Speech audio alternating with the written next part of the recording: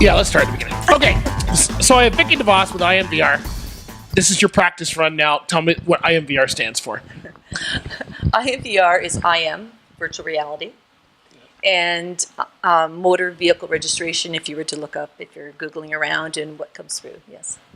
Okay, so you've been in transportation for a long time. You've owned a drug and alcohol testing place and compliance. So what made you get into virtual reality? It was the response that we were getting through fleet tax with the training. You know, seeing the CVORs and work with the MTO and the DOT and seeing the inspections come through. There was needed new change to a different way of presenting. And when I see the e-logs come through, it's like, okay, there is resistance, but yet there is still similarity, you know, and it's like, how can we bring everybody together? Right. So now you're a tech company. You went from compliance to tech. Usually people go the other way, not that way. So now how does this work? So people, do they come to you to use the program? How does it work? Like, what do you do as far as how do they access the program? Yeah, so they could purchase, it is a software-based program, it's all web-based. So you could purchase the hardware, or you can use your own hardware, but there is different specifications as long as it's met that way. But there's three pieces. You've got the headset, which is AI technology. So that has to be, it's a specific headset that you have to use. There's two available right at this point. Right, the steering wheel, pedals, and then and they can be ordered online, whichever, or we sell them as a package, right? And then you can use a desktop, a laptop, whichever, as long as you've got the right. Okay, so it's not like I just borrow my kid's gamer program, put it on. It's actual virtual reality where you put on a headset. And it feels like you're in the environment you're 100%, in, right? It does. It does. So when you get in and let's say you're going to go into, you're going to drive a 53-foot drive van, and it's going to be night driving, and there's going to be fog, let's say. Right. So you go in, you put it in, you register everything in, and then you go and you adjust your mirrors, your seat, as no different than what you would be. You're in the cab of the truck. Right, and then at that point, you move through, and as you're going through, it is reality. Okay. You are seeing. Okay, so now what are the five? You said you had 5 modules, basically ready to go at the time we're recording. So Correct. What are the 5 modules you're going to have? So you start out. You've got the yard. Yep. Okay, originally the compound, and that gets everybody smooth with everything and gets used to it and whatnot. And from there, it brings you through. You go through to a city. Yep. Right, and then you got all the dynamics, the questions, that way. Then it brings you into the mountains, right? And the highway first, and then into the mountains. Right. And the last module is on impaired driving, and just the effects of it. But we're still working. That's still in because there's a lot. Okay, so there's a number of modules that they can test. Yeah. So if someone has a fleet of 100 drivers, they have their couple safety meetings a year. Mm-hmm. The idea is that they would either have this or they could hire you to come out if they don't have the programming and stuff. That they would come out and could test all their drivers. So each person would take 5-10 minutes and go through the course or the module, and they can evaluate them. Now, you were telling me there's something that's called iris technology, right? Yes. And that's where it tells where a person's looking. That's huge. Talk about that. Yeah, it's huge, and that's what we're so excited to bring out to everybody. So what it is. We're analyzing where your pupil is looking. You know what I mean? So we're seeing exactly for how long, and then because each carrier is so unique and different and have their own policies, and right, you analyze exactly the AI technology analyzes exactly where the eye is looking for how long. And then there's a report at the end. So the beauty of all this is all web-based. So the beauty is you can go back and look at the modules and how many times you've gone through. So you can compare, different times and different situations. And if they see, and it's not the same module each time, there's people going through all at different times. So you're never doing that same game twice. Oh, okay. And I noticed... It's a game, not games. It's not a game. That's a bad tuning in the jar. It's okay. It's far from a game. It's okay. You're a tech company. You're good with that. So one of the things I noticed that you had lots of things like people walking through the yard while people were doing it, and there's trailer configurations that are changing, like where they spot the trailers. Correct. So that's to keep it fresh and different. So someone really has to pay attention driving through a yard, right? Yes, yeah. Like one of the things I find, like just being in the compliance, what I've seen, new drivers, new entry drivers coming in and whatnot. The simplest things as I would like you to pin up to trailer 101 and bring it into dock 17. For some people, that, you know what I mean, there's just little tricks, you'll have with that and how you back in and whatnot. So after you go through the module, then, and this is just with the yard, of course, as you're going in, there's 6 different cameras. And those cameras are showing you exactly how, and if you were to turn at this point, and that's where your mentors or your supervisors, safety department, whoever's looking at the module afterwards, you can review just for tips, and it brings the seasoned drivers together with the new entry. Okay, and you mentioned things like there's going to be trailer numbers. Is it going to be that detailed where you'll have 100%. Trailer number 110, let's say, in that program? That's right. So they can be customized. It's really neat. You can customize them so it's strictly your fleet. Okay. There's also going to be there's a general one, and you can have your whatever trailer numbers in there, and it'll all be signed. Yeah. Okay, and what about as far as future? Because we all know that in trucking, things get old. Even though we have to retest them on the same things over and over again, if it doesn't keep it fresh, then how is it going to work? Exactly. So what's your plan? Is it just adding more modules, or do you guys have ideas of changing the way thing works in the same module? Oh, 100%. So this is web-based, and that was the big thing when Harry and I sat down originally.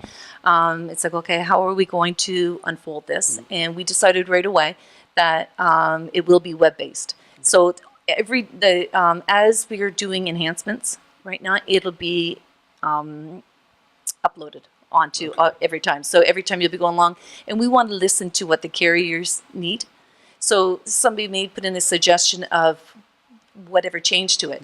Then they're going to flip in one time. They'll be going through the module. Hey, there it is. And they're going to. So it'll always be evolving as the industry's evolving. So somebody who's done this module previously at a prior safety meeting goes through it again, cannot assume that everything will be the same as it was. There might be a different person walking through or whatever. It will be. Right? It will be. The chances are, yes, it will come sometime, all the way around, but it's highly like.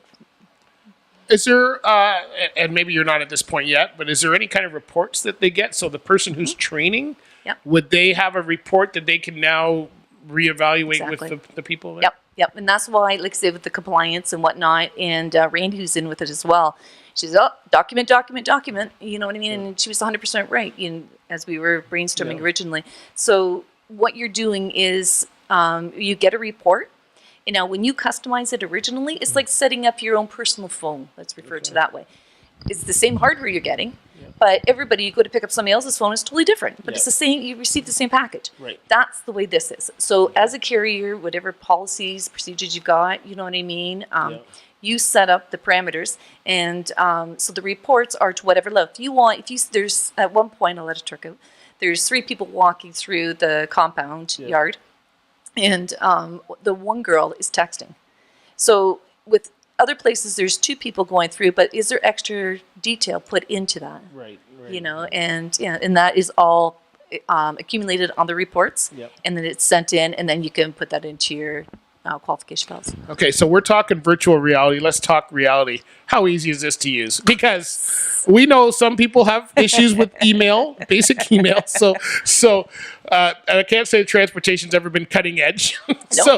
When it comes to this, so how easy is it for that person who's a safety person, manager, supervisor, if they're not technology savvy, how easy is it going to be for them to use? Super simple. Yeah.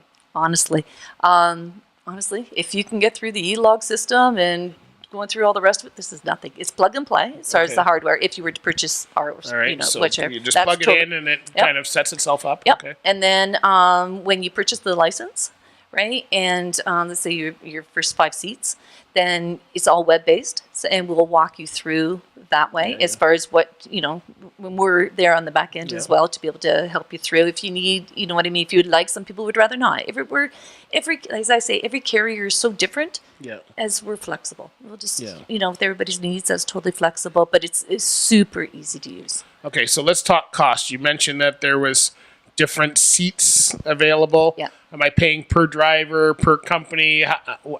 Just give us a range. You don't have to give us necessarily. I would probably No. caution you against giving exact pricing in case that changes. Yeah. But just give us an idea of how much this is going to cost or how it's going to work. It's very reasonable. So what you're doing, you're paying, we call it per seat. So because all that information is saved on a third party, and that's with a very, very reputable company. So we don't have access to the information. And what happens when you buy a seat, so that information stays with the driver that you hold, right? And if you were to bring in, if there's a seat in somebody, like a spot in and that carrier is with, or sorry, that driver's with a different carrier, that is transferable, right? So they would only have, let's say, if you got the first package, there's 1 to 5 seats. Like, in other words, driver's license. You know what I mean? Users that way. So if you've got 5, then you could transfer 1 across. We internally have to do that for the admin. So if they put on 6, they put on 1 extra person, they have to buy another package or Correct. another seat? Or, Correct. Yeah, then it goes up. It goes right now, we've got it sitting at 5, 15, 25, and 50. Okay. Yeah. All right. So And if you then- have over 5, you would go to the next Then you would package purchase, exactly, you purchase Okay. 10 more, and then it goes 10 more again. Okay, and how long does this last? Is a license like a year's time? Is it paid per month? Or Yep. how- Well, you have the option. There's discounted rates if you were to get a 1 year for the discount if it's 2 Right. years, but it's if you're upfront, or you could do the monthly fee. Okay. So there's a couple different options. Exactly. Every carrier is different. And you mentioned that the data goes to a third party. Exactly. And I don't know who that is, but Yep. I'm going to assume that it's pretty secure with all the technology Extremely thing going secure. on in the world. Yeah. No, there's no issues at all that way. And the really unique thing about it is you have to have your own passwords. Some of your bank account was referred to it that way, Right. unless you were to give your information out, and that's even third partied. You're three-tiered. Right. So there's, we've got the privacy issues along there to be able so that you don't have the mechanic going in and saying, hey, let's go see what, John did. You know what I mean? You don't have any of that, or, Okay. it can't be downloaded and without the license. Wow. It sounds really exciting. Where do we learn more about this? Where do we learn more about iMVR? This is the test. What's your website? iMVR.ca. iMVR.ca. Well, this sounds like an amazing program. I know I've demoed it and tried it myself. And it was really amazing what you had done. And that was at the demo phase, and we're quite a few months down the road. So I'm sure it looks really good. Wish you nothing but luck with it. I hope it goes well. And I think the drivers are going to like it once they get past that. Oh, I don't work my cell phone, so how does the technology work? Exactly. Once they see how It's easy fun. it is, I think they're gonna go for it, right? Exactly. So, Yeah, it's fun learning. good luck. iMVR.ca. That's where you want to go. Thanks, Bruce. Thanks.